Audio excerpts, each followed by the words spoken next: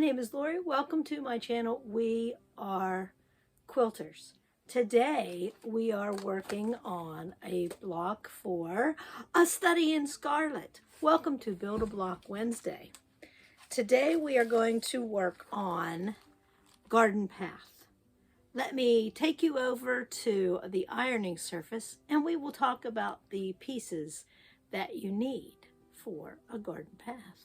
Here I have my coloring sheet, and at the end of the month we will update it. This block goes right here. So after next week, we will be able to join this little section together.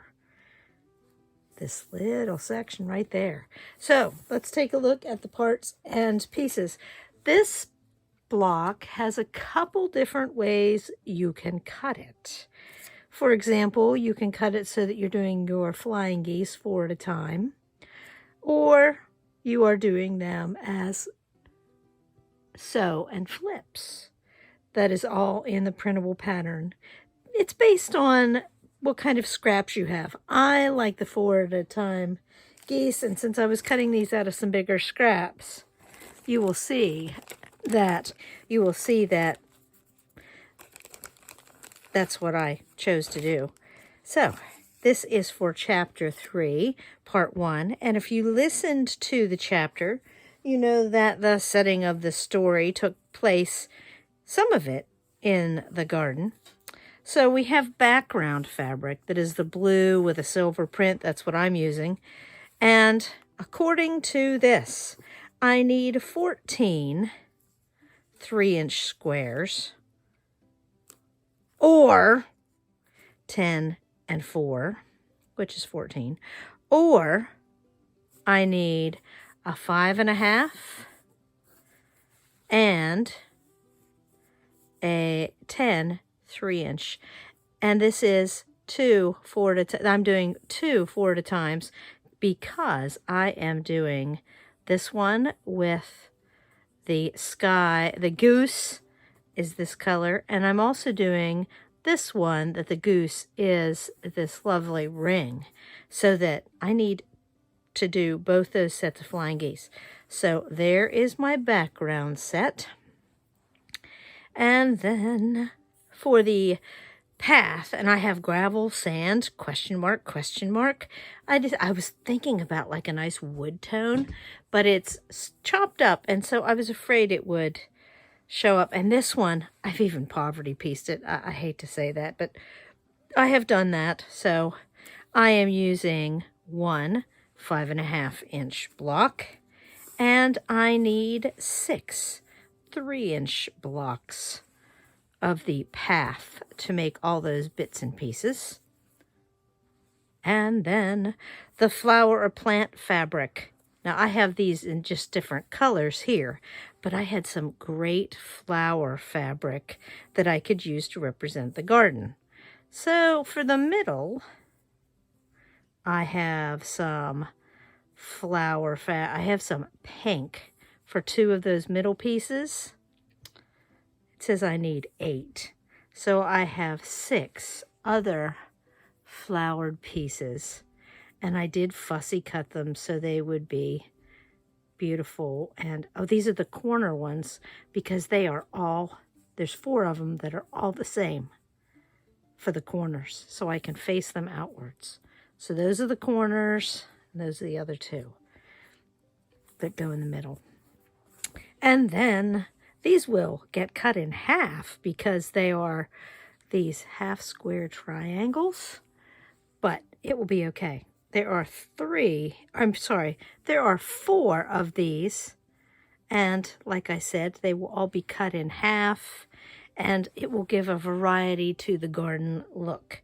So let's get to some pairing these up before we go to the sewing machine. So first of all, I'm doing the 4 at a time flying geese. I need the background, and on that background, I see that the sky pieces are 4 of these. So I will have to mark those. And I see that on the garden path that the sky pieces are 4 of these. So I will mark 4 of these. Let me go get a marking utensil. So let me very quickly mark the backs of all of the sky pieces for my 4 at a time flying geese.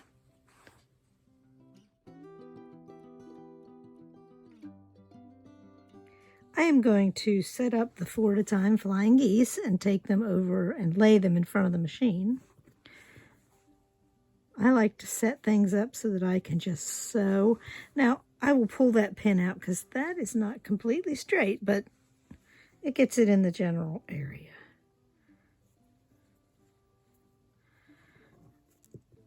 And remember, if you would like to nip the corners a little tiny bit, you can. So let me take this over to the machine. And then I have the tan one. And I know some of you are going, oh my goodness, I can't believe you pieced that. Yeah, it will be all right. You won't even notice that because of the texture of the path that it is even there. Now the key here is to straighten them here, here, and here. And remember, we trim these and make sure they're perfect when we are done. So let me take this over to the machine.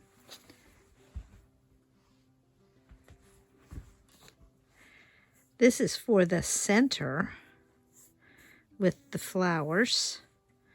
So I'm going to take these 4 patch pieces over to the machine. And then the last pieces we have are the half square triangles that are not part of this flying geese unit. If you look closely, so right now we have over at the machine the 4 patch, both sets of flying geese on each side.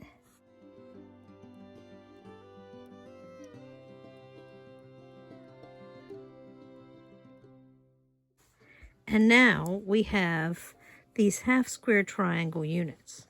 So I see that there is background with each and every one of these. So if I draw my lines on the background and I have my other 6 pieces, these go together. So let me get these lines drawn and I'll meet you back here. Well, I'll meet you over at the sewing machine in a second. Please keep in mind that all of the pieces we are making today, when we have drawn the line, that we are going to sew on a 1/4 of an inch seam, or a little bit scant of a 1/4 inch, on both sides of that line. It doesn't matter if we're making the flying geese patches or the half square triangles. Let's go over to the machine and do some speed piecing. Now my plan while I'm sitting here at the sewing machine is I have little parts and pieces of all the units to sew at one time.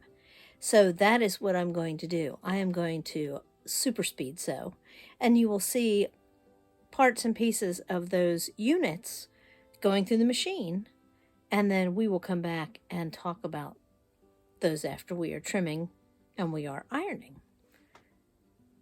Let's speed sew. Wow.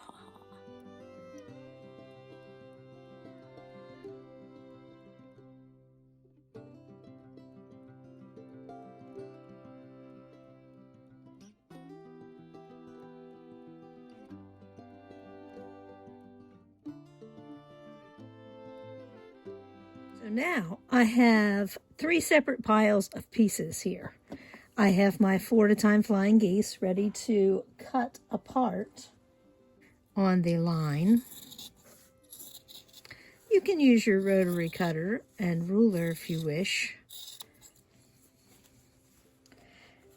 And that will give me the first part. And I'll need to come back, I'll need to bring this back over here once I press Okay, time for true confessions. I'm back from from picking out and using my favorite seam ripper.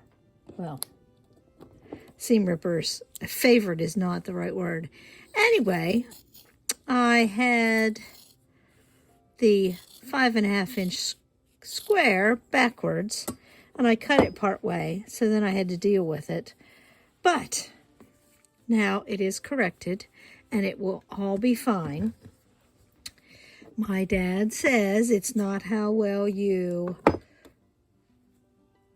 what a good job you do, it's how you fix your mistakes. So I have my 4 patches here. They need some ironing. I'm making an ironing pile or a pressing pile. And these are my half square triangles. So I'm just going to make a little pile as I trim them.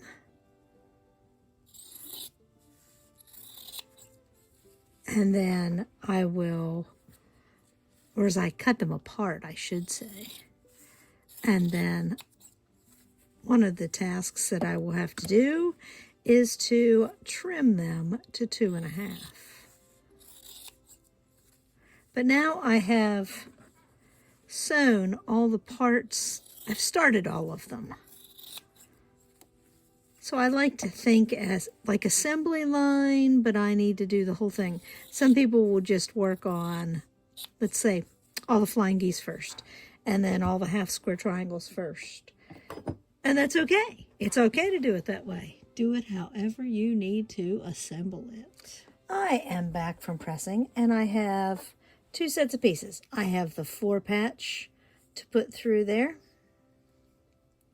and I ironed it so that the seams would nest.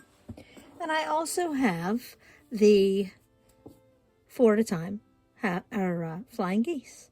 So I need to add my piece and sew on each side. Remember that you are lining up your seam with those little notches and the corners, of course. Make life easier to trim. Let me put this on speed play while we sew.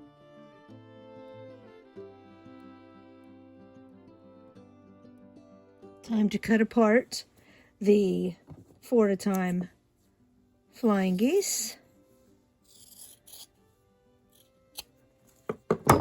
And ta-da!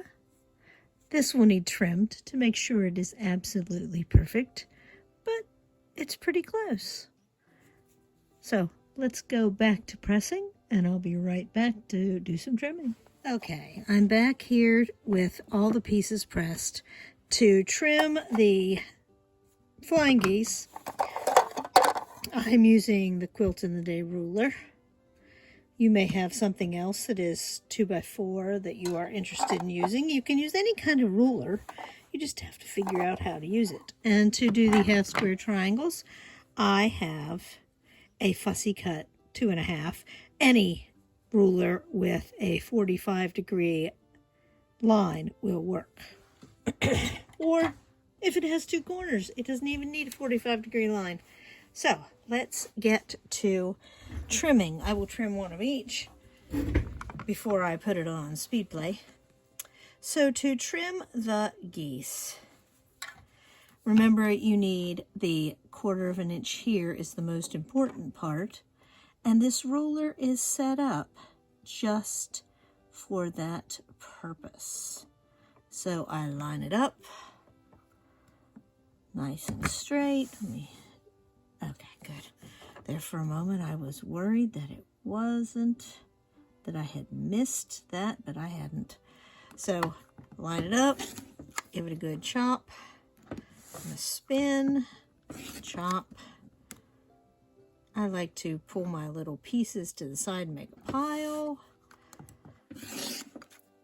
And I'm using my little rotary mat. And there we have a perfect goose. So I will do the other ones the same way.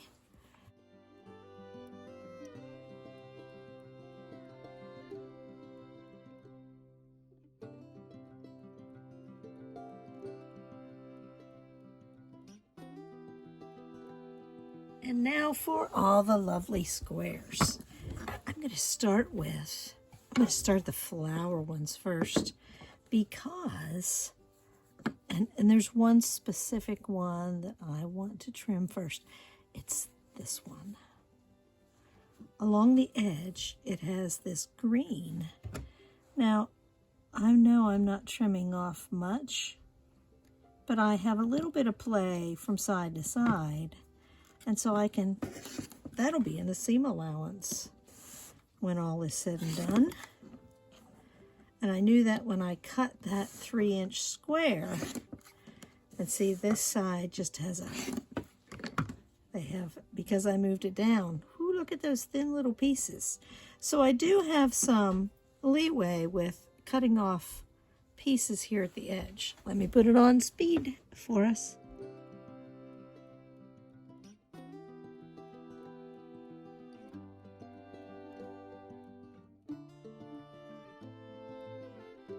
Now I have my pile of pieces and I need to set up the block. It finishes at 12.5, so I don't think this design board is going to be quite big enough, but I don't care that things are hanging over the edge. So I have my flower piece in the middle, and then I need my geese that are blue, the background geese. And then I need my path geese. And I will rearrange this so it's in sections before I take it to the machine. I want to see what it looks like. So then I need my path pieces here. I think this is going to turn out perfectly. And then I need my flower pieces. I don't want the two blue ones together. And then a flower piece. Oh, I think that is going to be adorable when it is all together. So let me put the pieces here together. So I'm going to do it in sections. This is going to be one section. So I need some flowers. I need 4 in each little pile. And then I need all of these back here. Oops. And then the flying geese are going to be 1 unit. So I can pile those all up. And I don't need to take this back to the machine anytime soon. So I need to assemble this unit and assemble this unit, and I will be back in a moment. Okay, back from sewing. Now, please keep in mind that you should sew where those 2 threads go across each other so that when you open it up, you still have your little point. And if not, it's okay. Who's going to get that close to notice?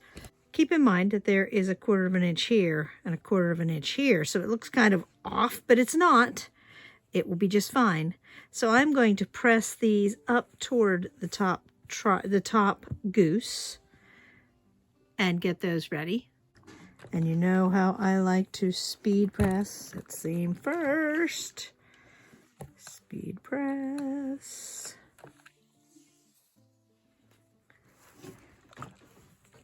Oh, I didn't get that straight. That would be bad. I'll be wondering here in a few minutes why it wasn't going together correctly.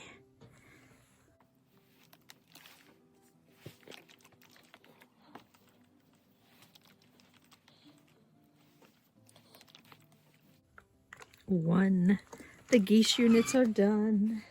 Now I have the corner unit, which will be that way, and the half square triangle unit. So the corner unit, it is easiest to press it toward the whole piece of fabric. So that is easy to piece. The easiest part is that piece. Just pressing it up toward the solid square. No big deal. But then the top part, I want it to go that way. Now, the next part is where this will go in the corner, and then these two are side by side. So I need to press toward the brown so that when I put these two sets of two together, that they nest nicely. Oh, and I feel that that one did not go the way I wanted it to, so I'm going to give it a little pressy press from the bottom. Not a big deal. And then I'll redo it from the top.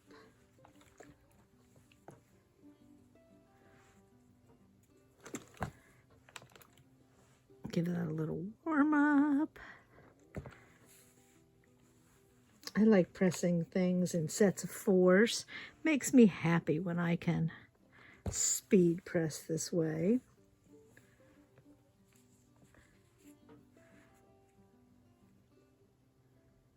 So now it is time to, now that everything is pressed, it is time to take these last little patches back to the machine. And since they nest nicely, sew them together, and I will be back to assemble the big block. Hang on just a second. Because when I assemble this, this seam will rotate around where it is. I think that I am going to press these open to make the assembly just a little easier. And if I have trouble getting hold of things, I go get the stiletto just to make life easier, but I think it'll be okay. I do not like to burn my fingers. That is for sure. So I'm pressing these open just to make life a little easier. And in the meantime, while I'm pressing it open, I'm trying not to mess up the beauty of my seams. Like that. Okay, and I'll give it a little press on the front. Beauteous, beauteous. So let me get to this and I'll be right back. Time for the design board again, because I have the units and now I can lay it out like a 9 patch and we can do our final assembly. I do like this brown that I've chosen for the paths, for the path part of the block. Every time I see the name of this block, I hear that garden party song in my head, that Ricky Nelson song from the 60s. So there it is, ready to assemble like a 9 patch. So I will do rows, and then I will put the rows together. So let me go put the rows together so you can see. And I will press probably in and out. I don't know. I'll have to see which way, because there are a lot of seams here in the first and third row, but this is more open and flat. So it depends on how the top and the bottom are feeling like, what they're feeling like going direction-wise when we press. Let me go do some sewing and I'll be right back and we can talk about pressing. So these do not want to go outward because of the bulk here. So I'm going to let these go inward. And I know that these are the straight, but this can go out. It can go either way. These are large pieces here and large pieces here. So these two are going inward and this one is going out. Let me do some ironing. And here we are at the final press. Let me warm up that big seam. Roll it back. Doesn't really matter which way you press this. It's your personal preference. Sometimes with seams that have a lot of bulk, they need to be pressed open, but that is up to you entirely, because like where these little triangles meet here, there's quite a bit of bulk.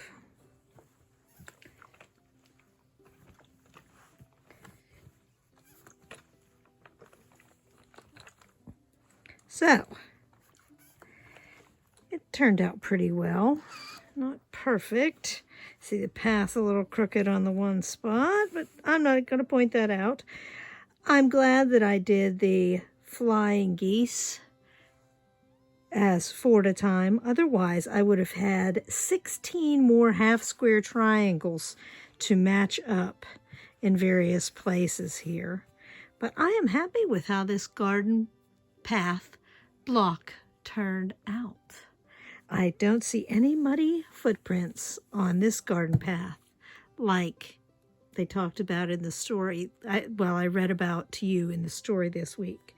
So I hope you enjoy putting this block together, and I will see you on Friday for Blabfest, and we will do the next couple blocks, an easy block, next week. Thanks for watching. Have a great week. See you later. Oh, don't forget to like and subscribe.